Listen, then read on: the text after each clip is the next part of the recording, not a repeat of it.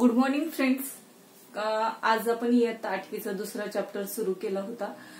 या अगोदरच्या लेक्चरमध्ये आपण हेल्थ अँड डिसीज या चॅप्टर मधला आपण हेल्थची definition, disease what is mean by disease, डिसीजची डेफिनेशन, टाइप्स ऑफ डिसीजेस, डिसीजेसचे प्रकार पाहिले होती आणि त्यावरचे जे काही कॅन यू रिकॉलचे क्वेश्चन्स पाहिले होती.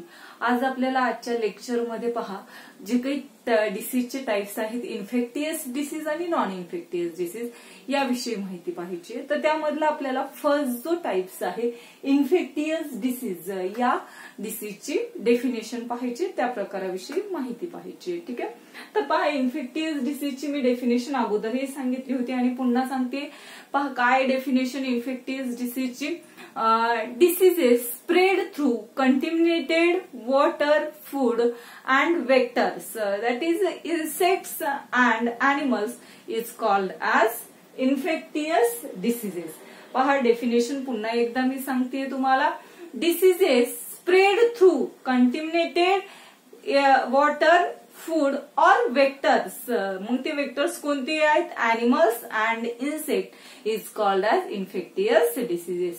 म्हणजे ज्या रोगांचा प्रसार जो आहे हा दूषित अन्न, पाणी किंवा वाहकांमार्फत केला जातो. मग ते इन्सेक्ट, कीटक असतील किंवा प्राणी असतील, यामार्फत ज्या रोगांचा प्रसार होत असतो त्यांना आपल्याला इन्फेक्टियस डिसीज असे म्हणतात.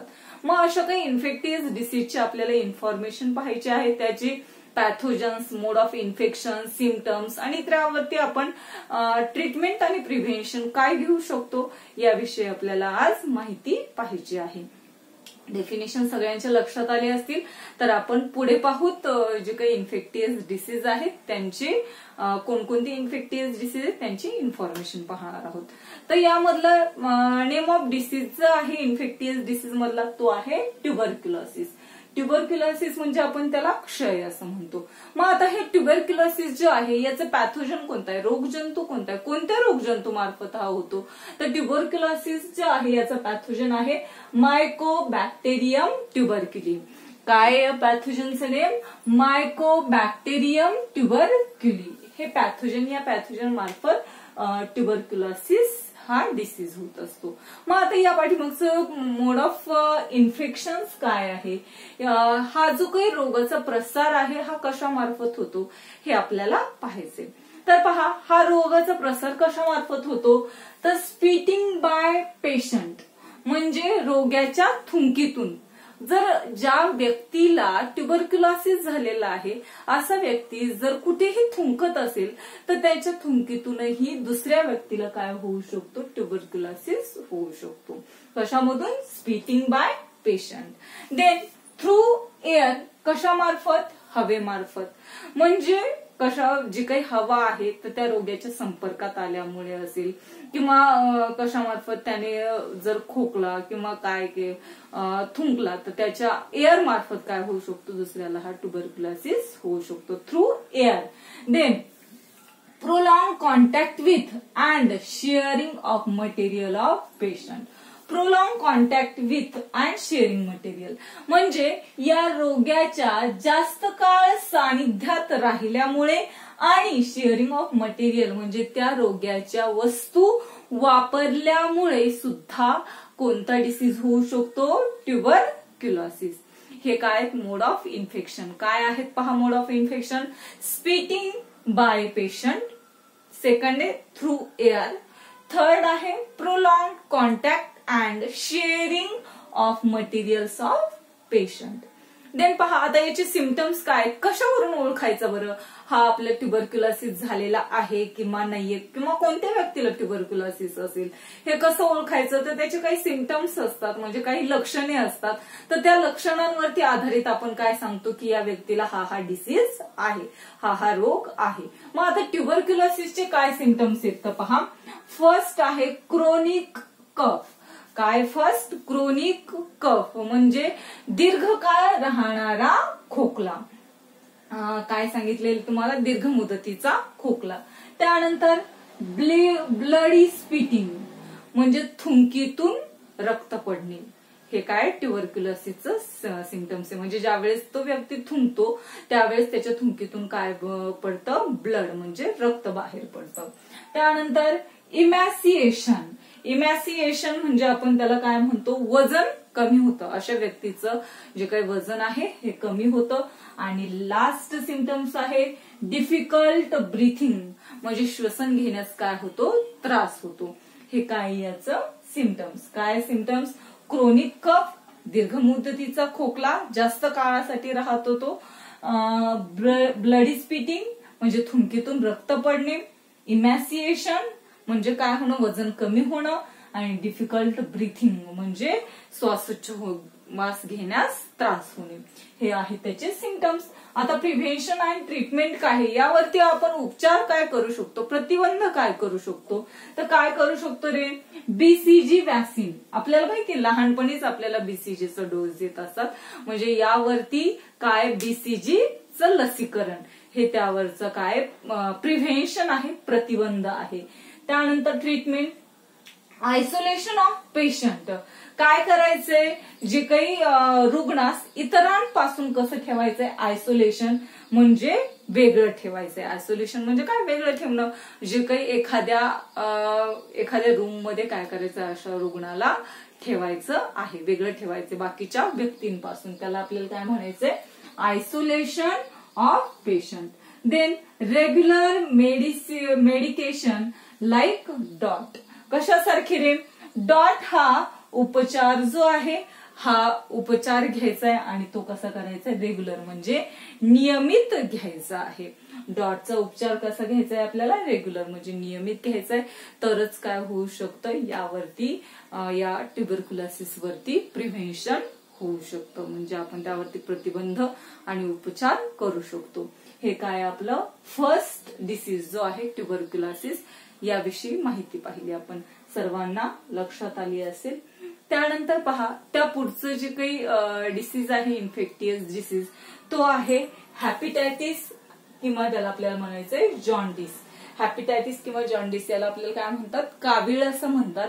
तर पहा, या कावीळचे, हॅपिटायटिस चे जे काही पॅथोजन्स आहेत, रोगजंतू आहेत, हे कोणते आहेत रे, हॅपिटायटिस व्हायरस ABCDE. कोणते, हॅपिटायटिसचे व्हायरस विषाणू कोणते आहेत, ज्यामुळे हॅपिटायटिस किंवा जॉन्डिस कावीळ हा रोग होतो. तर पहा, व्हायरस ABCD आणि E असे काय व्हायरसेस आहेत हॅपिटायटिसचे. यामुळे कोणता रोग होतो, डिसीज होतो, हॅपिटायटिस होत असतो. त्यानंतर मग मोड ऑफ इन्फेक्शन काय, प्रसार कशामधून होतो, कंटिन्युएटेड वॉटर. कशामार्फत, जे काही दूषित पाणी पिल्यामुळे होतं. कुठलचंही दूषित पाणी पिलं तर यामुळे काय होतं, हॅपिटायटिस किंवा जॉन्डिस होऊ शकतो. त्यानंतर शेअरिंग ऑफ निडल, म्हणजे अशा पेशंटला लावलेल्या सुया ज्या असतात तर त्या सुया दुसऱ्याला वापरल्यामुळे काय होऊ शकतो, जॉन्डिस किंवा हॅपिटायटिस होऊ शकतो.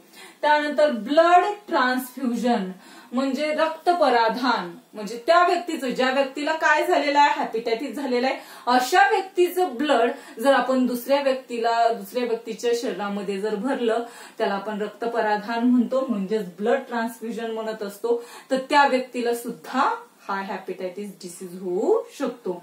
हे काय त्याचे मोड ऑफ इन्फेक्शन्स आहेत. देन मग पहा, याचे सिम्पटम्स काय आहेत बरं, आपण कशावरून ठरवू शकतो की हा हॅपिटायटिस डिसीज आहे किंवा नाहीये. तर पहा, काय आहे, अॅनोरेक्झिया. काय फर्स्ट जे सिम्पटम्स आहे हे काय, अॅनोरेक्झिया म्हणजे काय, भूक मंदावणे. काय होते, भूक कमी लागते. त्यानंतर येलो युरिन म्हणजे गडद अशी पिवळी लघवी येते. त्यानंतर जनरल वीकनेस. काय होतो रे, वीकनेस येतो म्हणजे कमजोरी येते, कमकुवतपणा येत असतो, कमजोरी येत असते. त्यानंतर पहा, नॉसिया म्हणजे मळमळ होते, ओमेटिंग म्हणजे उलट्या होतात, अँड ग्रे स्टूल म्हणजे राखाडी काय होतं, राखाडी विष्ठा होत असते.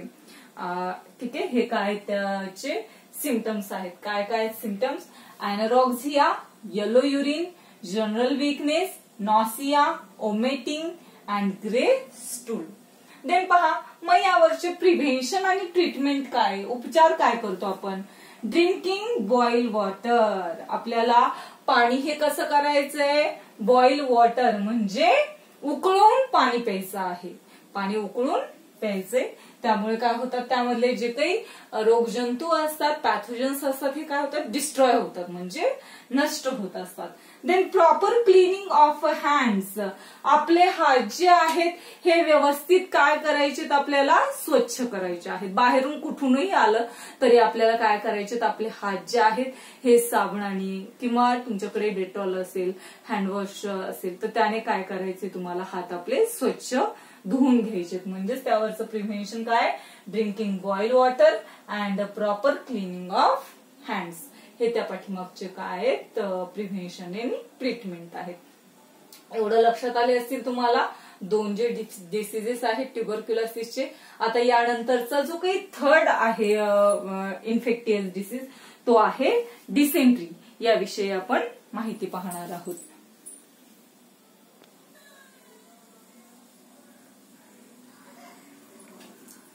त्या पुढचा आपल्याला जो काही इन्फेक्टियस डिसीजचा टाईप पाहायचा आहे तो आहे डिसेंट्री. पहा आता डिसेंट्रीचे पॅथोजन्स काय आहेत. पॅथोजन्स म्हणजे डिसेंट्री हा जो आहे हा कोणत्या रोगजंतूमुळे होतो, तर कोणता आहे, बॅक्टेरिया म्हणजे जीवाणू, व्हायरसेस म्हणजे विषाणू, शिजेला हे त्याचं नाव आहे शिजेला, त्यानंतर बॅसिलाय, अँटामिबा अँड हिस्टोलिटिका. हे काय त्याचे पॅथोजन्स आहेत. आता याचं मोड ऑफ इन्फेक्शन काय आहे. Mode of infection, mode of infection आहे पहा, कंटिन्युएटेड फूड अँड वॉटर म्हणजे दूषित अन्न आणि पाणी पिल्यामुळे. सिम्पटम्स काय आहेत त्याचे, लक्षणं काय आहेत, सोपे आहेत. वॉटरी स्टूल म्हणजे कशी होते, वॉटरी स्टूल म्हणजे पाण्यासारखी जुलाब होते. पेन इन ऍब्डोमेन म्हणजे आपली पोटदुखी होते, पोटामध्ये दुखल्या जातं. हे काय त्याचे सिम्पटम्स आहेत. त्यानंतर प्रिव्हेन्शन आणि ट्रीटमेंट काय करता येते आपल्याला त्यावरती. Drinking of a boil water म्हणजे आपल्याला पाणी कसं करायचंय, उकळून प्यायचंय. प्रॉपर स्टोरेज ऑफ फूड काय करायचंय, आपल्याला अन्नाची साठवणूक जी आहे ही योग्य प्रकारे करायची आहे, झाकून ठेवायचंय अन्न. ORS कन्झम्पशन आणि आपल्याला कशाचं सेवन करायचंय, जलसंजीवनी. ORS म्हणजे आपण त्याला काय म्हणतो, जलसंजीवनी, याचं सेवन करायचंय. हे काय त्याच्यावरचे प्रिव्हेन्शन आणि ट्रीटमेंट आहे. हे काय डिसेंट्री सोपं आहे. Pathogen bacteria, virus, shigella, bacilli, entamoeba and histolytica. Mode of infection आहे contaminated food and water. Symptoms आहेत watery stool, pain in abdomen. Prevention आणि ट्रीटमेंट आहे drinking of boil water, proper storage of food आणि ORS consumption. त्यानंतरचे पहा, त्या पुढचं जे काही डिसीज आहे हा आहे कोलेरा. आता कॉलेराचं काय, पॅथोजन्स जे आहेत कॉलेराचे हे आहेत व्हायब्रिओ कॉलेरी. काय त्याचे पॅथोजन, व्हायब्रिओ कॉलेरी. त्याला आपण काय म्हणतो, पटकी असं म्हणत असतो. डिसेंट्री म्हणजे मी सांगितलं नाही तुम्हाला, अतिसार. पहा याचे पॅथोजन्स आहेत व्हायब्रिओ कॉलेरी म्हणजे बॅक्टेरियम, हा एक जीवाणू पासूनच होतो. मोड ऑफ इन्फेक्शन आहे पहा कंटिन्युएटेड फूड अँड वॉटर म्हणजे हे पण दूषित अन्न आणि पाणी पिल्यामुळे होतं. सिम्पटम्स याच्या पहा लक्षणे आहेत, ओमिटिंग म्हणजे उलट्या होतात, सेव्हिअर डायरिया म्हणजे काय होतं, जास्त प्रमाणामध्ये आपल्याला जुलाब लागतात, तीव्र जुलाब लागतात. आणि क्रॅम्प इन लेग्स, आपले जे काही पाय असतात तर पाय काय होतात, पायामध्ये पेटके येतात. पेटके म्हणजे गोळे येतात असं आपण म्हणू शकतो, क्रॅम्प्स इन लेग्स. त्यानंतर यावरती प्रिव्हेन्शन आणि ट्रीटमेंट काय करायची आहे तर पहा, फॉलोइंग हायजीन्स प्रॅक्टिस. आपली स्वतःशी काय करायची, स्वतः स्वच्छता ठेवायची आहे. त्यानंतर सेकंड आहे अवॉइडिंग ओपन प्लेस फूड म्हणजे उघड्यावरचं अन्न खाणं टाळायचंय. जसं की तुम्ही वडापाव खाता किंवा काय करत असता, पाणीपुरी खाता, हे काय तर तुमचे ओपन प्लेस फूड आहेत, हे काय करायचे, अवॉइड टाळायचे आहेत. ड्रिंकिंग बॉइल वॉटर म्हणजे पाणी उकळवून प्यायचं आहे. आणि वॅक्सिनेशन अगेन्स्ट कॉलेरा, कॉलेराचं जे काही वॅक्सिनेशन लसीकरण काय करायचंय, प्रतिबंधक लस टोचून घ्यायची आहे. हे काय त्यावरचे प्रिव्हेन्शन्स आहेत. लक्षात आलं असेल. कॉलेराचे पॅथोजेन आहे vibrio cholerae, mode of infection आहे contaminated food and water, symptoms आहेत vomiting, severe diarrhoea, cramps in legs. Preventions आहेत following hygienic practice, avoiding open place food, drinking boil water, vaccination against cholera. हे काय त्यामधले प्रिव्हेन्शन्स आहेत. आता आपल्याला लास्ट जो काही डिसीज पाहायचा या इन्फेक्टियस डिसीज मधला तो आहे टायफॉइड. कोणता आहे तो? टायफॉइड आपल्याला पाहायचंय. तर याविषयी आपण पाहू. टायफॉइड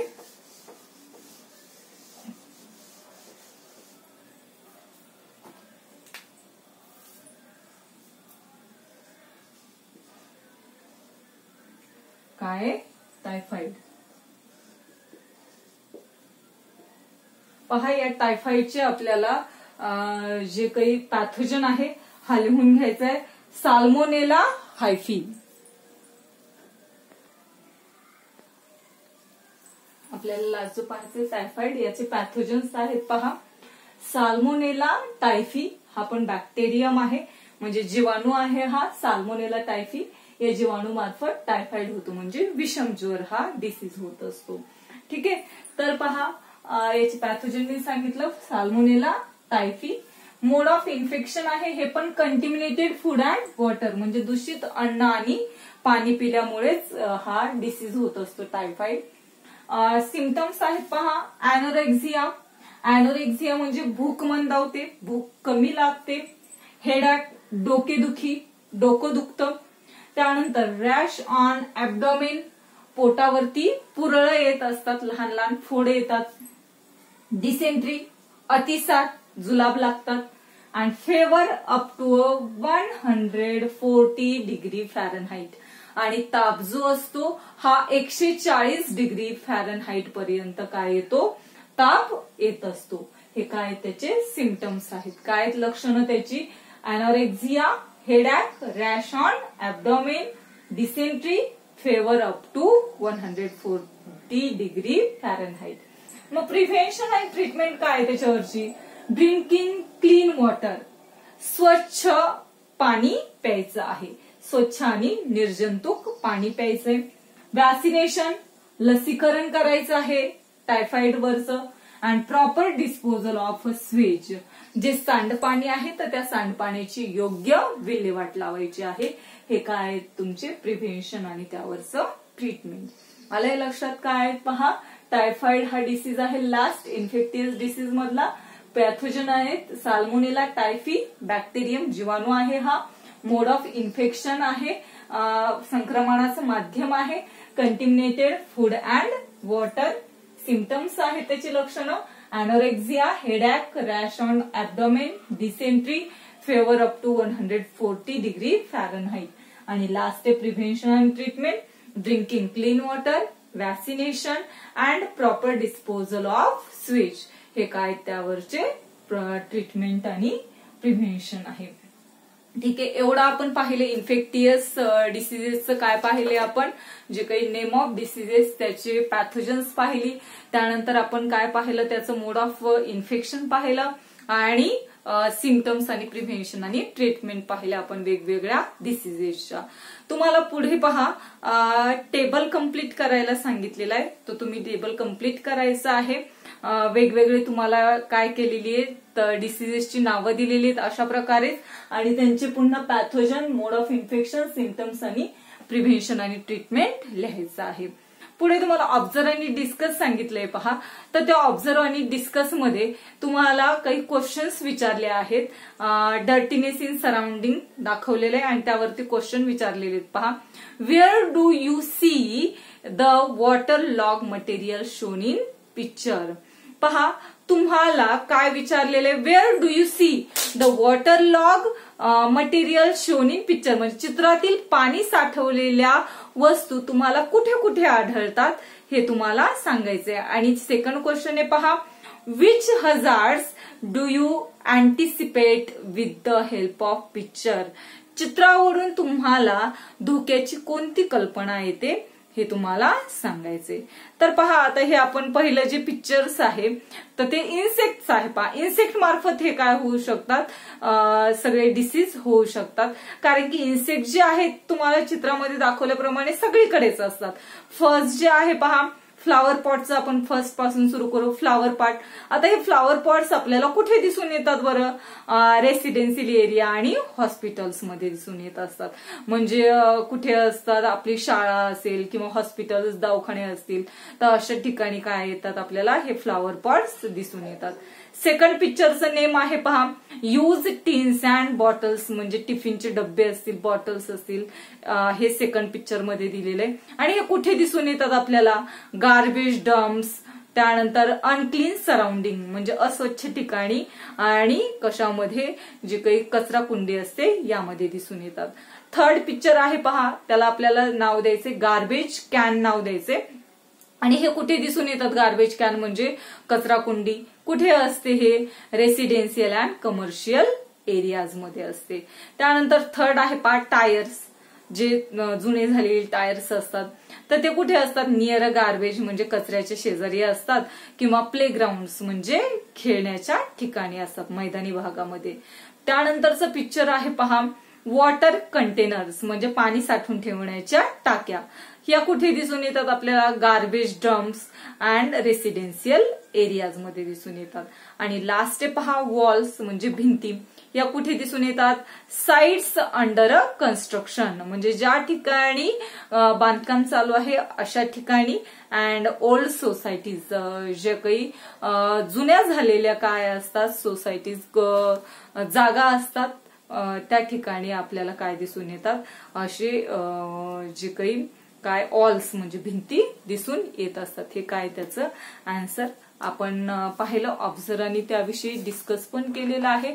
त्यानंतरचा जो पुढचा पॉइंट आहे तो आहे some important diseases and present days.